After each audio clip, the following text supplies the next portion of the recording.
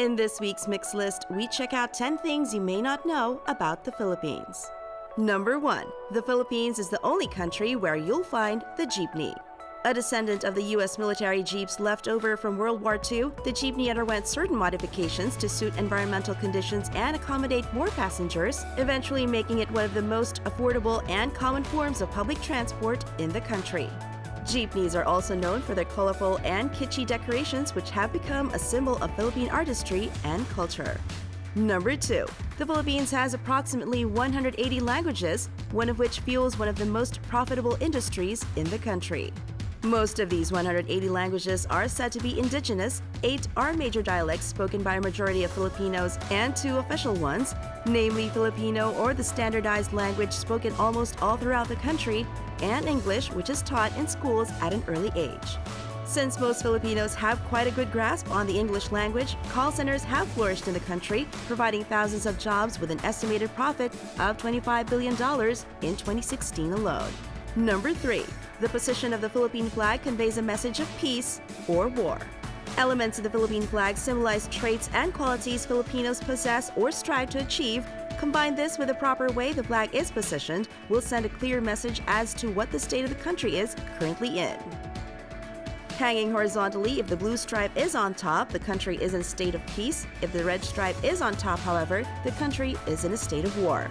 When hung vertically, if the blue stripe is on the left side of the observer's point of view, then the nation is at peace. But if the red stripe is on the left side, then the Philippines is at war. Number 4. Filipinos take religious festivals very seriously. Having been under Spanish rule for over 300 years, the Philippines is 90% predominantly Christian, majority of which is Roman Catholic, and were traditionally taught to honor God and other holy figures during religious festivals. Some of these festivals, however, tend to be a bit extreme depending on one's willingness to show his or her devotion, such as the Feast of the Black Nazarene during January and the Passion Play or reenactment of Jesus' crucifixion during Holy Week. Number 5. Speaking of religious festivals, the Philippines is known and prides itself for having the longest celebration of Christmas in the world. Christmas season in the Philippines starts in September when Christmas carols are played on the radio and some Filipinos start decorating with Christmas ornaments such as giant lanterns or paroles. Then the festivities typically last until the first week of January on the feast day of the Three Kings. The season culminates in what is known as Simbang Gabi, or night mass, where Catholics attend 9 masses leading up to Christmas Eve.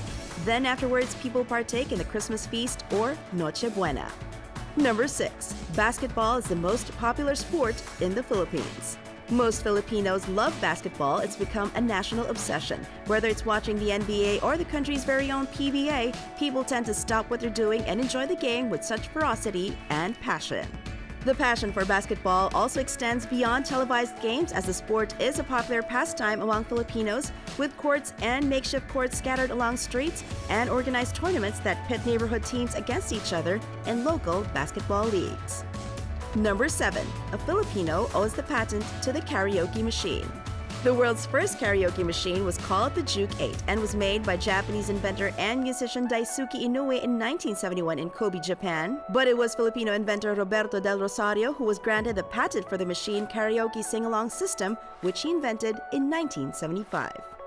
Karaoke's popularity quickly spread throughout the Philippines, making it not only a popular pastime, but also a form of entertainment that has permeated even Philippine pop culture. Number 8. The antibiotic erythromycin was discovered by a Filipino doctor. In 1949, Filipino doctor Abelardo Aguilar was the one who chanced upon a bacteria which would eventually lead to the development of erythromycin, an antibiotic used to treat upper respiratory tract and skin infections. Unfortunately, Dr. Aguilar was never compensated before his death in 1993. Royalties he asked in order to set up a foundation for poor people to gain access to health services. Number 9. The Philippines is one of the countries most frequently hit by natural disasters.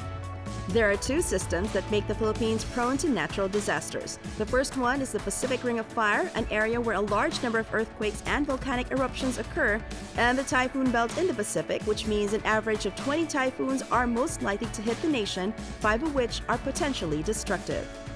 Aside from these 2 systems, the country's location and geographical makeup also make it vulnerable to tsunamis, sea level rising, storm surges, landslides, flooding, and drought. Number 10. The oldest university in Asia can be found in the Philippine capital of Manila. The University of Santo Tomas in the city of Manila is said to be the oldest existing university in Asia, being founded by the Dominicans in 1611, and is the largest Catholic university in the world in a single campus in terms of student population. The title, however, is slightly contested, with the University of San Carlos in Cebu claiming to be the oldest school in Asia, having been established by the Spanish Jesuits in 1595, initially as Colegio de San Ildefonso.